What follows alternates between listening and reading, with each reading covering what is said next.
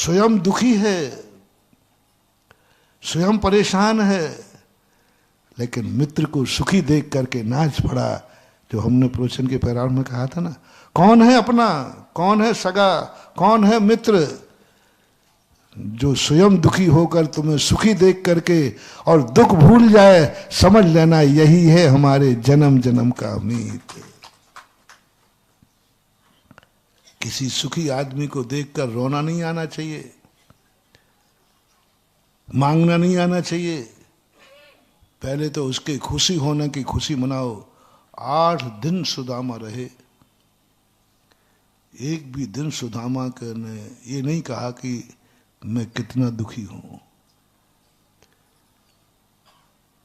कृष्ण के सुखों को सुनने में इतना मग्न हो गए, कृष्ण का वैभव देखने में इतने मग्न हो गए, श्री कृष्ण का वैभव देखते इतने मग्न हो गए, एक बार भी नहीं कहा कि कन्हैया थोड़ा मेरी भी तो पूछ, मेरी क्या हालत हो रही, मैं कितना दुखी हूं। नहीं, सुनने में इतनी रुचि। कन्हैया सोचते हैं कि देखो, मेरी सुख की कहानी सुनने में ये थक ही नहीं रहा है, एक बार भी अपने दुख का इजहार नहीं कर रहा है। बस वहीं से बदलती है सुदामा की किस्मत। मोटिवेशन। तुम मंदिर में भगवान को जाके रो पड़े, तुम्हारी आदत क्या है? कोई बड़ा आदमी देखा नहीं, वो फूट पड़े। अरे मंदिर में भगवान को जाते देख के तुम रो पड़ते हो। अरे भगवान को सुखी देख करके इतने मग्न हो जाओ, इतने मग्न हो जाओ कि तुम्हें दुख अपना भूल जाओ और भगवान के गुणानुवाद में लीन हो जाओ। और जब मंदिर से निकल के आओगे, सुदामा जब द्वारका से लौटने लगे, रास्ते में पश्चाताप करते, हाँ मेरी बुद्धि मारी गई। 8 दिन हो गए, पत्नी ने समझा के कहा था अच्छी तरह से फैंसी ड्रेस करना, अच्छी तरह से दुख सुनाना। मैंने तो कुछ सुना ही नहीं, मैंने तो कुछ कहा ही नहीं। ओहो 8 दिन हो गए, मर गई होगी। 3 दिन से तो वैसे ही भूखी छोड़ आए थे, 8 दिन और हो गए, कितने हो गए? चल बसी हो गई। आंख में आंसू आ गए सुदामा के।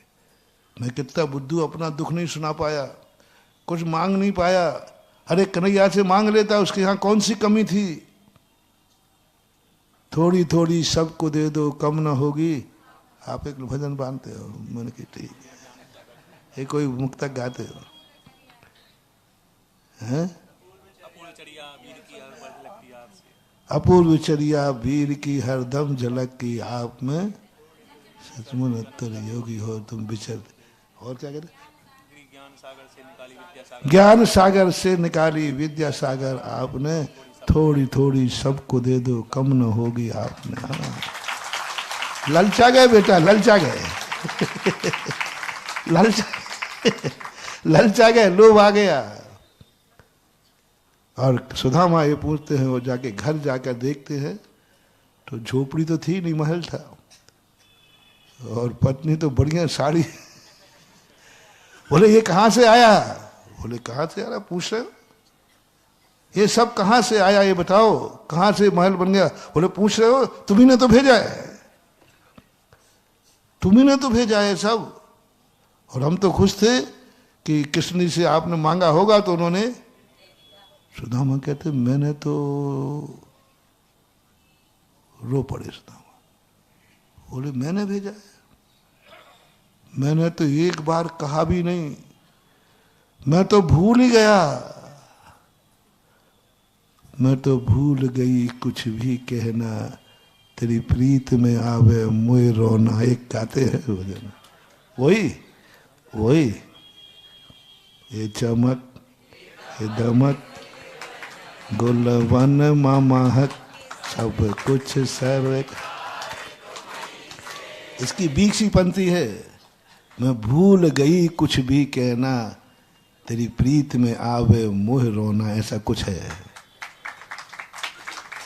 सुदामा कहते मैं भूल ही गया कुछ कहना, वहां कुछ भी नहीं कहा। बोले तुमने कुछ भी नहीं कहा? बोले कुछ भी नहीं कहा, मैं तो बस खुश होता रहा, मेरा कन्हैया यहां पहुंच गया। दोनों बैठकर खुशी के आंसू बहते हैं। मेरा कन्हैया बिना कहे बस मान आओ। सुन रहे हो रे सुदामा? वो 3 खंड का अधिपति था और त्रिलोकीनाथ के पास जाते समय तुम भी भूल जाओ और लग जाओ भगवान के गुणानुवाद में। तुम मंदिर से लौटकर घर पहुंचोगे, सब कुछ बदला हुआ दिखेगा, सब कुछ बदला दिखेगा। मैंने तो मांगा ही नहीं, मैं तो पूजा करके आया था। मैं तो भूल ही गया कुछ, मैं भगवान की भक्ति में लीन हो गया। मैं तो भक्तांबर पढ़ रहा था, मुझे पता ही नहीं कि मैंने भूल ही गया। मैं तो भगवान के दर्शन, उनके दर्शन करने में इतना आनंद आया, इतना आनंद आया कि मैं सारा दुख भूल गया। ओहो, मैं तो कुछ नहीं, फिर से जाऊं क्या? अब क्या जाओगे, देख लो ना क्या मिल गया। इसका नाम होता है भक्ति। सबसे बड़ा मंत्र महानुभाव,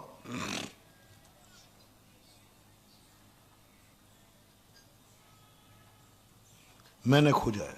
नमोकार मंत्र नहीं कह रहा हूं, वो तो तुम्हें आउट है। वो तो तुम, और तुमने खूब मालाएं फिर ली, तुमने कहते हुए पाया है। देखो गड़बड़ मत करना। मैं जब कहता हूं भैया महाराज जी आप वही दवाई मत मैंने नमोकार मंत्र की खूब मालाएं फेर ली हैं, कुछ नहीं हुआ। मुझे बड़ी तकलीफ होती है जब मैं कहता महाराज जी कुछ देखो, कुछ बता दो, मत ऐसा करो, नमोकार मंत्र। वो तो महाराज जी वही दवाई मत लिखो।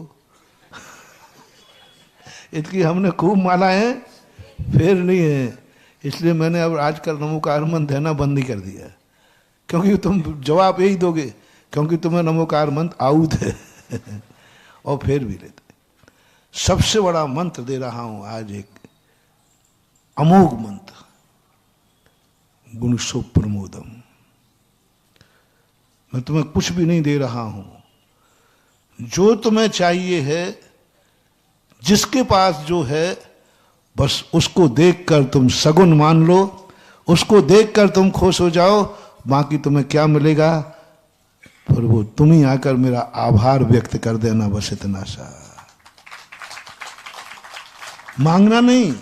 गुणशो प्रमोदम, जो मेरे पास नहीं किसी के पास है, वो तुमसे आगे पुण्यात्मा है। बस उसको देखकर प्रमोद, जय जिनेंद्र कर लो उसको देखकर सगुन मान लो, आनंद से भूले ना समाओ, बस जाओ, तुम्हारा अच्छा दिन शुरू हो जाएगा।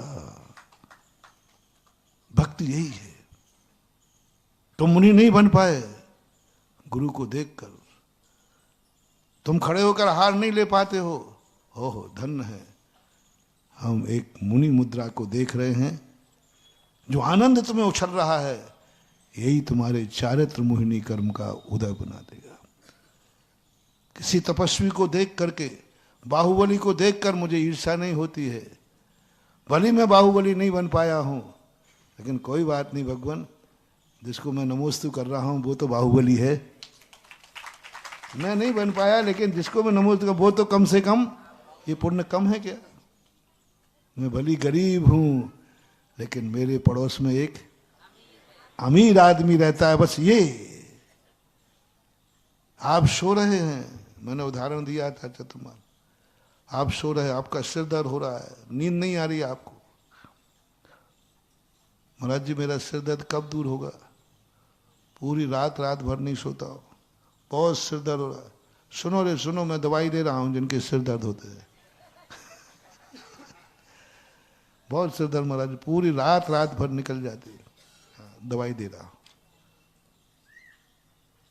तुम्हारे पड़ोसी में कोई, वहीं तुम्हारे सास में कोई सो के घर्राटे ले रहा है, तो तुम्हें कैसा लग रहा है? दवाई दे रहा हूं, दवाई जांच तो, अब देखो बिना जांच के मैं दवाई कैसे दे दूं? जांच तो करने दो, बीमारी है क्या? कैसा लगता है? महाराज जी ऐसा लगता है जम के मारे मेरे प्राण निकल रहे हैं। मेरे प्राण निकल रहे हो रे। बस जाओ, तुम्हारा सिर दर्द कभी ठीक नहीं होगा। लाइलाज बीमारी है तुम्हें, कोई दवाई नहीं काम करेगी। लो दवाई दे रहा हूं, मैं तो जन्म जन्म का पापी हूं, मैंने एक पुण्य जरूर किया है कि मेरे पास में सोने वाला पुण्यात्मा है। देखो क्या घर्राटे ले रहा है।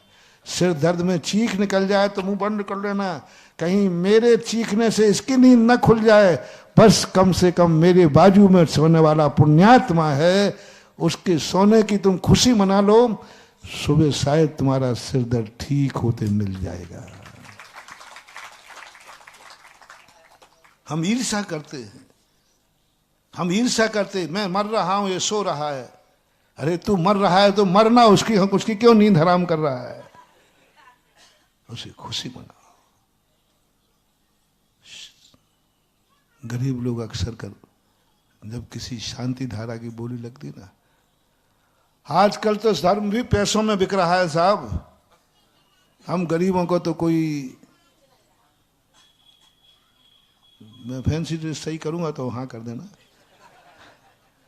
अब भैया महाराज, अरे भैया महाराज तो बड़े आदमी 1,11,000 में खराएंगे साहब। बताओ भैया, हमारी 1,11,000 रुपया साल भर की इनकम नहीं है, 10,000 भी मेरा वेतन नहीं। मुझे तुम कितनी बददुआएं देते, मैं सब जानता हूं, मैं बुद्धू बिल्कुल नहीं हूं। महाराज जी बताओ 1 लाख में शांति धारा कराएंगे, भैया ऐसा करते हैं हम मर रहे हैं सो हम दे ही नहीं सकते, हमारे साल भर की मजदूरी नहीं है। कितने परिवार हैं जिनका लाख रुपए साल की भी इनकम नहीं है कि नहीं? साल रुपया लाख का अर्थ क्या होता है? 8-9 हजार 10,000 रुपया महीना है, 8,000 रुपया महीना। कितने लोग मजदूर हैं जिनकी ये भी, अब भी शांति धारा हमसे कब करा पाएंगे ये बताओ? उनका मन भी है, होता है कि नहीं होता है? अब बताओ मेरे जैसे कब आएगा उनका भाग्य जो मेरे मुख से शांति धारा वो करा सकेंगे? और मैं रेट कम करने वाला हूं नहीं।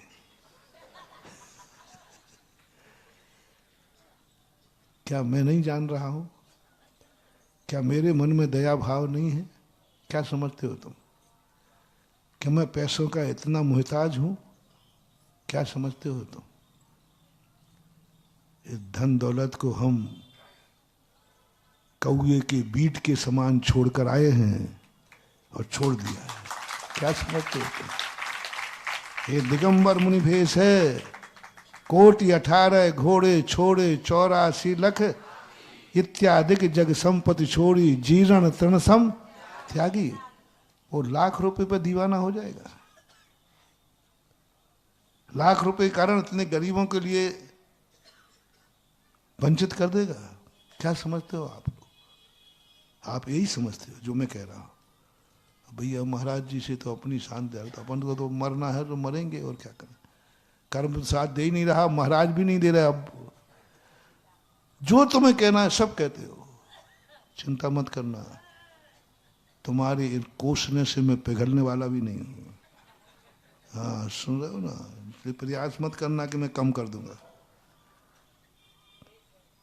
और मैंने कई बार कहा अमीर की तो फिर भी मैं फोकट में करा दूंगा,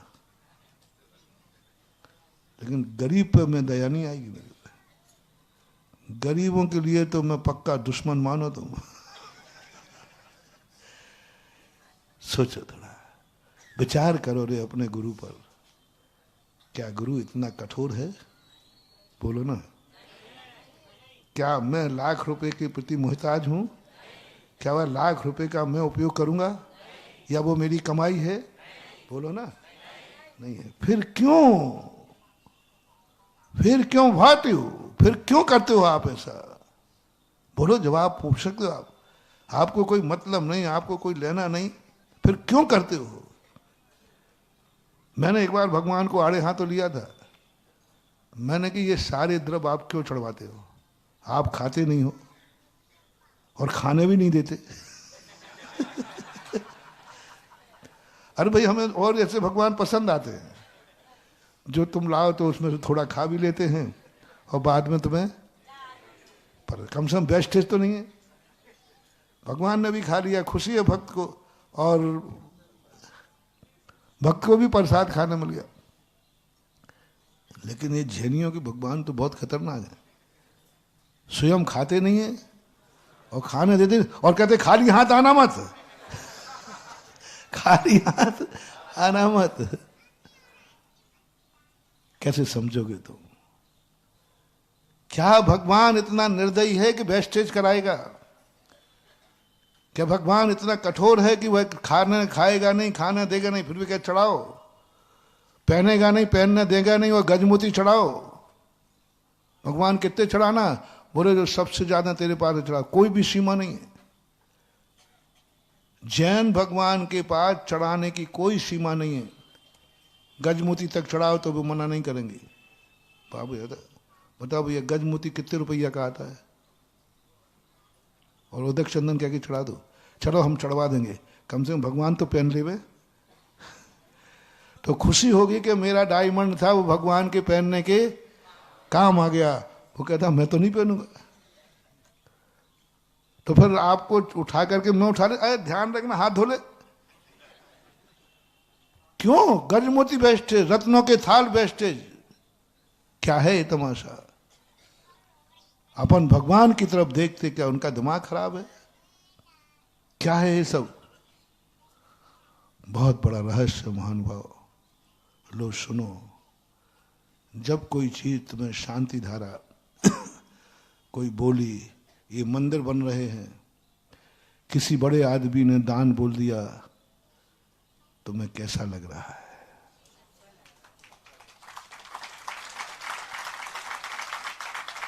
इसलिए जब बोली बोलती है ना, तो मैं कहता हूं अमीर आदमी नहीं आए तो कोई बात नहीं, गरीब लोगों को जरूर आना चाहिए, जरूर आना चाहिए। महाराज हम क्या करेंगे? बोली अपन को तो बोली लेना ही नहीं है, अपनी सागत है ही नहीं। नहीं, इसलिए तो आना है, इसलिए तो आना है। जिसके नाम बोली टूटे उसको जय जिनेंद्र करने आना है। मैं पापी हूं कि मैं बोली नहीं ले पाया, लेकिन मेरा पुण्य है कि मैं एक पुण्यात्मा को अपनी आंखों से देख रहा हूं, पर देखने आना है। इतनी बात से और खुशी होना कि भगवान मुझे खुशी है आज हमारे नगर में कोई तो पुण्यात्मा है।